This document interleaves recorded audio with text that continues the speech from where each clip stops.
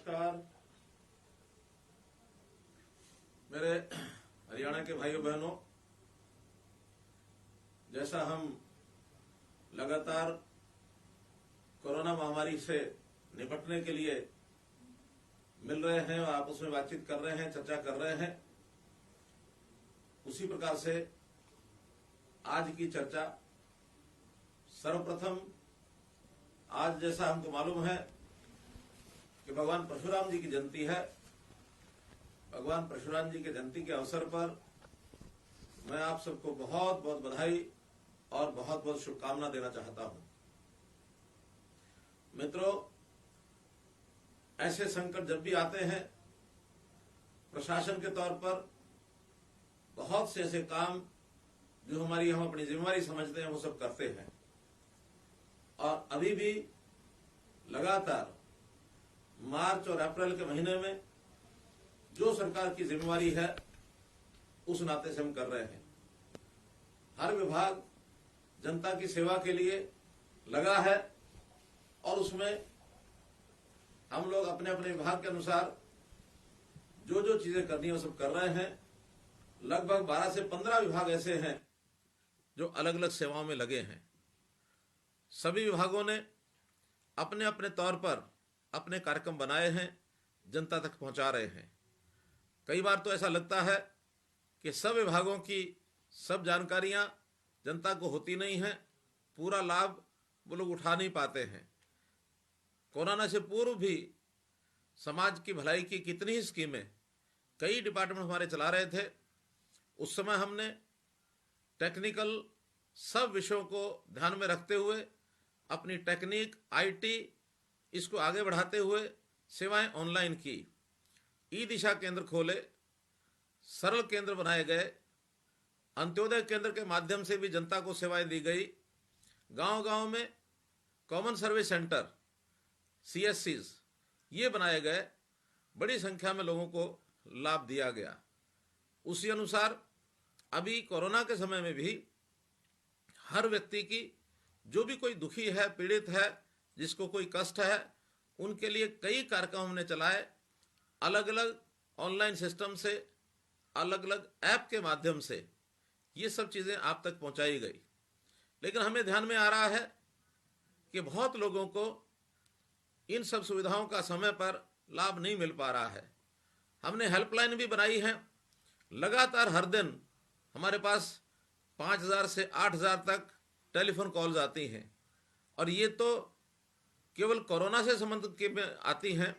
अगर हम अन्य विभागों को भी साथ जोड़ लें, अर्थात फसल, किसान, मंडी, प्रोक्योरमेंट का विषय, या ऑनलाइन हेल्थ सर्विसेज, डॉक्टर से जो लोग टेली मेडिसिन के माध्यम से दवा लेना चाहते हैं, ये सब विषय यदि इनको जोड़ते हैं तो और डबल संख्या ये हो जाती है। अब इन सब चीज़ों को एक साथ एक जगह पर लाकर और एक सुविधा ऐसी दी जाए ताकि किसी को भी किसी चीज़ की आवश्यकता हो तो हम एक ही क्लिक बटन से अपने मोबाइल के माध्यम से उसको प्राप्त कर सकें। इस उद्देश्य की पूर्ति के लिए हमने एक ऐप बनाया है, जन सहायक इस नाते से इस ऐप का नाम होगा। कहीं इसका प्रचार हेल्प मी इस नाते से भी हुआ है, लेकिन जन सहायक के रूप में इस ऐप को हम कल से डाउनलोड कर सकेंगे और उसमें से जो आवश्यकता हमारी है, जो सहायता हमको चाहिए, वो हम प्राप्त कर सकेंगे। अभी हमारे जो टेक्निकल लोग हैं, हमारे जो अधिकारी हैं, वो आपके सामने इस सारे विषय को रखेंगे। हमारे औद्योगिक प्रशिक्षण और कौशल विकास के जो प्रिंसिपल सेक्रेटरी हैं श्री विजेंद्र सिंह जी, और अतिरिक्त हमारे जो additional principal secretary Shri Umashankar ji इस विषय के बारे में आपको विस्तार से बताएंगे, इसकी उपयोगिता के बारे में आपको बताएंगे। एक बार मैं इनको अपनी ओर से हैंडओवर करता हूं कि इस विषय को जरूर जनता के सामने रखें। श्री विजेंद्र सिंह जी। ये जन सहायक नाम की मोबाइल ऐप है जो कल से एंड्रॉयड प्ले स्टोर पर उपलब्ध करवा दी जाएगी। इसके अंदर जैसे बाकी मोबाइल ऐप्स में आपको पहले रजिस्टर करना होता है, उसी तरह से अपना नाम, मोबाइल नंबर डाल के एक OTP आएगा, उसके बाद आप रजिस्टर हो जाएंगे उसके बाद हिंदी या इंग्लिश, ये ऐप दोनों भाषाओं में है। आप उसमें से जो भी चूज़ करेंगे उसके हिसाब से मोबाइल ऐप आपके सम्मुख होगी। इसके अंदर बहुत सारी सुविधाएं, जो कि जैसे कि किसी को राशन की ज़रूरत है, किसी को डॉक्टर से बात करना है, कुछ बच्चों को पढ़ाई के लिए मटेरियल्स चाहिए, किसी को मूवमेंट पास चाहिए, किसी को बैंक से अपॉइंटमेंट चाहिए, किसी को फाइनेंशियल असिस्टेंस चाहिए, किसी को अपना अनाज मंडी पर ले जाना है। इस तरह की बहुत सारी इसके अंदर सुविधाएं हमने नागरिकों के लिए बना दी हैं। जैसे ही आप अपना सर्विस चुनेंगे, वैसे ही वो उचित ज़िले में उचित अफसर के पास पहुंच जाएगी। ये मोबाइल ऐप जीपीएस लोकेशन ले लेती है और हमारे अफसरों को पता चल जाता है कि आप कहाँ पर हैं और आपके पास सुविधा हमें एक निश्चित समय में पहुंचानी है। इसके अलावा इस ऐप के अंदर एक और भी सुविधा दी गई है।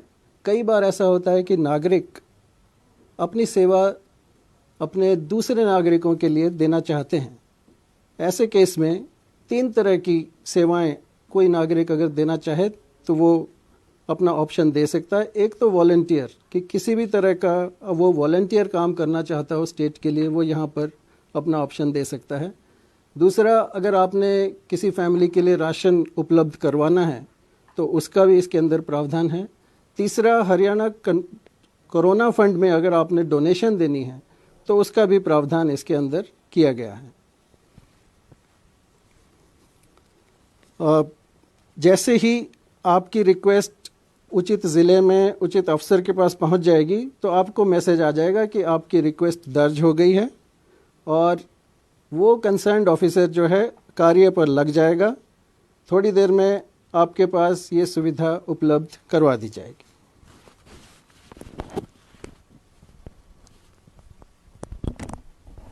श्री उमाशंकर जी,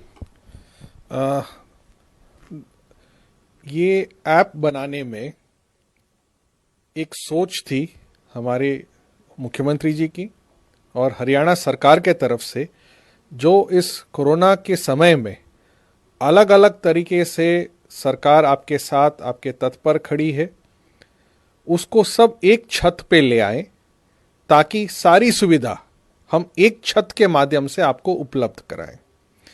इस ऐप को बनाने में एक हरियाणा का नागरिक जो सामने आया और कहा कि मैं इस ऐप को बनाने में सरकार की सहायता कर सकता हूं, और 2 हरियाणा के युवा होनहार अधिकारी, एक एचसीएस अफसर जो अंडर ट्रेनिंग है और एक आईएएस अफसर ने मिलके इस ऐप की संरचना करी है।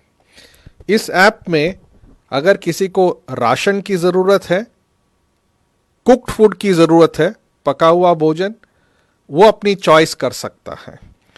सिस्टम अपने आप चेक करता है और चेक के माध्यम से जिसको राशन की जरूरत है और राशन उसको अन्य जगह से मिल नहीं पा रही है, उसको राशन की सुविधा, एक डिस्ट्रेस टोकन मिलेगी जिसके तहत वो राशन की दुकान में जाके मुफ्त में अनाज ले सकता है।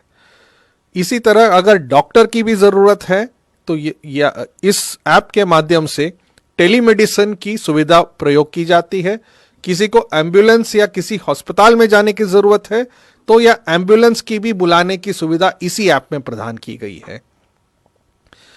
अनेक इसी तरीके से जो कोरोना में लॉकडाउन के माध्यम से बच्चे अपनी पढ़ाई नहीं पूरी कर पा रहे हैं या पढ़ाई में मन लगाना चाहते हैं, तो लर्निंग रिसोर्सेज जो हैं वो सारे इकट्ठे एक ही छत पे दे दिए हैं। आप लर्निंग रिसोर्सेज के तरफ चले जाएंगे तो वहां पर आपको हायर एजुकेशन के सारे कोर्सेस मिलेंगे। उस जो कोर्स आप लेना चाहते हो, पढ़ना चाहते हो, तैयारी करना चाहते हो, वो आप वहीं से लेके तैयारी अपनी करा सकते हैं। किसी ने अगर वित्तीय सहायता के लिए एप्लीकेशन दर्ज कराई है तो वो अपना स्टेटस इसी पे देख सकता है कि क्या उसके पैसे उसके अकाउंट में आ गए हैं, नहीं आए हैं। बैंक जाने की जरूरत हो तो बैंक के माध्यम से भी किया जा सकता है। बैंक जाने के लिए कोई टाइम भी निश्चित किया जा सकता है बैंक अपने आप वो टाइम निश्चित करके आपको समय सूचित कर देता है और आप उस समय पे बैंक जाके अपने काम पूर्ण कर सकते हो। अगर कोई ये चाहता है कि घर में आके कैश होम डिलीवरी करें आपके बैंक अकाउंट से, तो इसकी भी सुविधा प्रदान की गई है, जहां पोस्टल बैंक के माध्यम से बिना किसी खर्चे से आपके अकाउंट से पोस्टमैन डाकिया आके पैसा आपके घर दे आएगा। मैं ये उम्मीद करता हूं कि लोग इसको आजमा के भी देखेंगे ताकि उनको ये सुविधा लेने में आसानी पड़े कि होम डिलीवरी सामान की नहीं कैश की भी हो सकती है। ये एक जनमानस जो हम इसमें लाना चाहते हैं वो ये है कि जो सुविधा लेना है, जिसको मदद की जरूरत है, वो इस ऐप के माध्यम से आए। जो दूसरों की मदद कर सकता है वो भी इस ऐप के माध्यम से अपनी इच्छा जाहिर कर सकता है। अगर अपना वॉलंटियर की तरह काम करने का, या पैसे डोनेट करने का, या किसी परिवार को मदद करने के लिए। ये मुख्यमंत्री जी का एक और हरियाणा सरकार का एक प्रतीक है, ये मानस है कि हम हर नागरिक की, हर आदमी की दर पे हम ऐसी सुविधा प्रदान करें जो वो चाहता है। और मुझे उम्मीद है कि इस छत्र छाया में नागरिकों की जो जरूरत होगी हम प्रदान कर पाएंगे।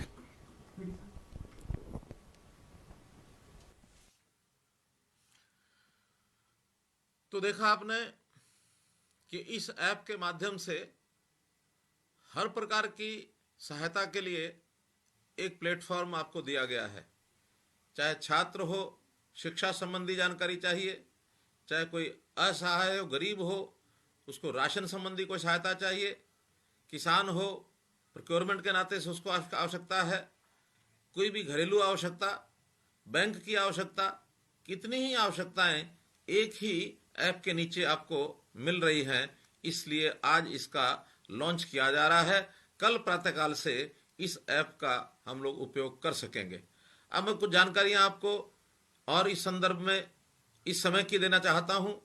कोरोना के संबंध में जैसे हमको पता है कि हरियाणा अन्य प्रांतों की तुलना में काफी ठीक दिशा में आगे बढ़ रहा है और हम इसको रोक पाने में सफल हो रहे हैं। वर्तमान में 12 जिले ऐसे हो गए हैं, आज एक भी पॉजिटिव केस उन जिलों में नहीं है, अर्थात वो ग्रीन जोन में आ गए हैं। इसी प्रकार पिछले 18 दिन से, यानी एक प्रकार का जो डबलिंग रेट है देश भर में, तो 7 दिन डबलिंग रेट है। हर 7 दिन बाद पॉजिटिव केसेस की संख्या डबल हो जाती है। हरियाणा में 18 दिन के बाद ये डबल हो रहे हैं केस, अर्थात हमारी आगे कोरोना के जो पीड़ित केसेस की संख्या बढ़ने में हमें बहुत सुविधा हो रही है कि हम नहीं बढ़ पा रहे हैं। और हमारा जो ग्राफ है वो एक जिसको कहना चाहिए हॉरिजॉन्टल आ गया है। हमारा रिकवरी रेट, जो भी लोग पॉजिटिव आए उनका रिकवरी रेट भी आज 68% हो गया है, जो केवल एक प्रदेश केरल से हम पीछे हैं। अन्यथा दूसरा नंबर हरियाणा का है कि आज हम 68% रिकवरी के ऊपर आ गए हैं। इसी प्रकार एक वर्ग ऐसा है जिसको सब सुविधाएं देने के बावजूद भी हम उनको सहायता नहीं कर पा रहे थे, लेकिन आज ही हमने विचार किया है कि जो हरे रंग के कार्ड जिन लोगों के पास हैं, अर्थात एपीएल, ऐसे बहुत से लोग हैं एपीएल कार्ड होने के बावजूद भी वो डिस्ट्रेस श्रेणी में देखे गए, उनको भी खाद्यान्न की आवश्यकता थी। जो लोग वास्तव में गरीब थे, किन्हीं कारणों से उनका बीपीएल कार्ड नहीं बन पाया था, ऐसे लोगों को शायद अभी तक सहायता सुविधा नहीं मिल पा रही थी। लेकिन हमने विचार किया कि जिन्होंने अप्लाई किया हुआ है, कम से कम 3 महीने के लिए 30 जून तक उनको राशन की दुकान पर मुफ्त राशन देने की बात जो भी एक सूची के आधार पर नीचे से रिकमेंड होकर के आई है, ऐसी 1,40,000 लोगों को सीधा राशन देने का भी आज हमने ये पोर्टल खोल दिया है और कल से उनको डिस्ट्रेस्ड कूपन ये जारी होने शुरू हो जाएंगे। जहां तक ग्रीन एरिया जो 12 जिले मैंने बताए हैं, उनमें औद्योगिक संस्थान और वाणिज्यिक संस्थान इनके खुलने की बात है, अथवा ग्रामीण क्षेत्र में दुकानें खुलने की बात है, मोहल्लों में दुकानें खुलने की बात है। कल से उन लोगों को दुकानें खुलने की सुविधा ये हो जाएगी ताकि जो लोग अप्लाई करेंगे उनको तुरंत उसी समय उसका ऑनलाइन परमिशन देने का प्रावधान हमने किया है, ताकि ऐसे स्थानों पर भी वाणिज्यिक संस्थान, औद्योगिक संस्थान और मोहल्लों की दुकानें, ये सब खुलने के लिए रास्ता साफ हो गया है। ऐसे ही जैसा हमने बताया कि सारी सुविधाएं हम दे रहे हैं, ये भी ठीक है। संकट बड़ा है, चुनौती बड़ी है, लेकिन कभी कभी कहा जाता है चुनौती, जो भी चैलेंज होता है, कभी कभी अवसर भी लेके आता है, अपॉर्चुनिटीज भी लेके आता है। तो हम लोगों ने उसका लाभ उठाते हुए एक बड़ा कार्यक्रम और भी चलाया है कि प्रशासनिक दृष्टि से भी, सामाजिक दृष्टि से भी, जो वॉलंटियर्स यानी सेवा भाव रखने वाले लोग, इन सबको मिला करके हमने नीचे अंतिम कड़ी तक एक सिस्टम बनाया है लोकल कमेटीज का। और वो लोकल कमेटीज पूरे प्रदेश में, ये लगभग 20,000 की संख्या ये बनाई जा रही है। और जहां हमने ऐप के माध्यम से सब जानकारियां आपसे लेने की कोशिश की है, वहीं हमारी जो स्थानीय ये जो कमेटीज हैं, लोकल कमेटीज, वहां 5 से लेकर 11 तक लोग होंगे, जिसमें सरकारी कर्मचारी भी होंगे, सामाजिक संस्थाओं के लोग भी होंगे, उसमें वॉलंटियर्स भी होंगे, उसमें सोशल वर्कर्स भी होंगे, राजनीतिक संस्थाओं के लोग भी होंगे, धार्मिक संस्थाओं के लोग भी अपने आप को शामिल करा सकते हैं। ये सब शामिल कराने के लिए वहाँ के लोकल एडमिनिस्ट्रेशन के माध्यम से अपना नाम जुड़ा सकते हैं, ताकि हम अपनी लोकल कमेटी में जाकर लोगों की सेवा कर सकें। वास्तव में जो गरीब है उसकी सहायता करना ये हमारा काम है। हाँ, यदि आप भी किसी की सहायता करना चाहते हैं अथवा सरकार के माध्यम से कोरोना रिलीफ फंड में भी आप योगदान करना चाहते हैं, वो भी आप इस ऐप के माध्यम से अथवा लोकल कमेटी के माध्यम से जानकारियां दे सकते हैं। आज एक ऐसा अवसर आया है जब हम आज़ादी के बाद एक ऐसे समय पर आकर खड़े हुए हैं कि समाज के सोचने की धारा, इसको हम बदलने जा रहे हैं। समाज खुद बदलने जा रहा है, सामाजिक संस्थाएं इसमें जोरों से लगी हैं। तो आज सोच का प्रकार बदलेगा कि अब इस संकट में पूरे परिवार की सहायता हम सब लोग करेंगे। हम एक परिवार हैं और परिवार के नाते मानवता की सेवा करना हमारा धर्म है। इस ओर हम आगे बढ़ रहे हैं। कोरोना से जल्दी हमको छुटकारा मिलेगा, कोरोना हारेगा और निश्चित रूप से हरियाणा से कोरोना हारेगा, भारत से भागेगा। यही बात मैं हमेशा कहता रहा हूँ। आज इस अवसर पर पुनः मैं आशा करता हूँ कि हम सब लोग एकजुट होकर के इस काम में कार्य करेंगे। बहुत बहुत धन्यवाद, बहुत बहुत आभार, नमस्कार, जय हिंद, जय हरियाणा।